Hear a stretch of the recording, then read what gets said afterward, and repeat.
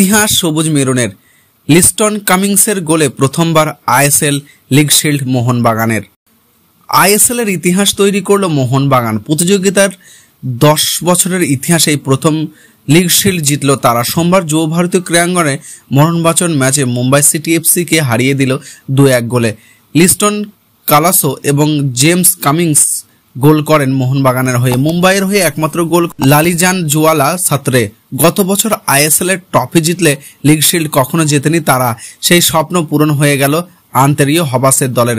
22 ম্যাচে 48 পয়েন্ট নিয়ে league shield শেষ করলো তারা। এখনো তাদের সামনে আইএসএল এর ট্রফি পেয়ে ডাবল করার সুযোগ রয়েছে। শুধু তাই নয়, লিগ শিল্ড জেতার ফলে পরের মৌসুমে চ্যাম্পিয়ন্স লিগের গ্রুপ 2 এর পর্বে সরাসরি খেলার সুযোগ পেয়ে যাবে মোহনবাগান। ম্যাচের শুরু থেকে শেষ পর্যন্ত আধিপত্য দেখিয়ে দাপট নিয়ে মুম্বাইকে হারালো মোহনবাগান। এই ম্যাচে তাদের কাছে জয় ছাড়া আর কোনো উপায় ছিল না। মোহনবাগানের খেলার মধ্যে আগাগোড়া এই মনোভাবই লক্ষ্য করা গিয়েছে। 2 গোলে এগিয়ে গিয়েও তাদের মধ্যে কোনো রকম আত্মবিশ্বাস দেখা যায়নি। অন্যদিকে মুম্বাই হারলো নিজেদের ভুলে। প্রথম থেকেই সময় নষ্টের অন্য খেলায় মেতেছিল তারা। বল পায়ে এলেও যথেষ্ট আক্রমণ ছিল না, বোঝাই যাচ্ছিল। জয় নয়, ড্র করেই শিল্ড জিততে যায় তারা। কিন্তু মরিয়া হয়ে থাকা মোহনবাগানের সামনে ড্র করার মনোভাব যে কতটা ক্ষতিকর তা হারে হারে টের পেল মুম্বাইয়ের খেলোয়াড়রা। মোহনবাগানের সবচেয়ে বড় সুবিধা হয়ে যায় ডগ আউটে হবাস ফেরায়। হবাস যে দলের কত বড় চালিকা শক্তি তা বলার অপেক্ষা রাখে না। স্প্যানিশ কোচ অসুস্থতার কারণে স্যাডলাইন ধরে বেশিক্ষণ দাঁড়িয়ে থাকতে পারছিলেন না, গিয়ে বারবার বসে পড়ছিলেন। তবুও তার স্বতঃস্ফূর্ততার কোনো খামতি লক্ষ্য করেনি। দরকারের রেফারির সঙ্গে যেন তর্কাতর্কি জোড়ালেন, তেমনি ফুটবলারদের মাথায় হাত দিয়ে তাদের দায়িত্ব বুঝিয়ে দিলেন।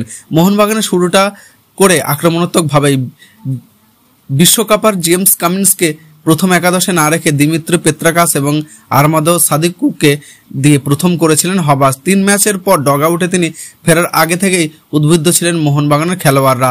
প্রথম থেকেই তারা আক্রমণের ঝড় বইয়ে দেয়। খেলার 2 মিনিটের মধ্যেই সুভাশিস বসুর পাশ থেকে মনদীপ সিংহ বল পেলে গোল করতে পারেননি, কিন্তু মুম্বাইয়ের ছেড়ে দেওয়ার পাত্র নন। কোচ পিটার আজকি ভালোই জানতেন যে মোহনবাগানের 2 প্রধান অস্ত্র কারা, তাই পেত্রাকাস এবং জনি কাউকে বল পেলে ঘেরাও হয়ে যাচ্ছিলেন।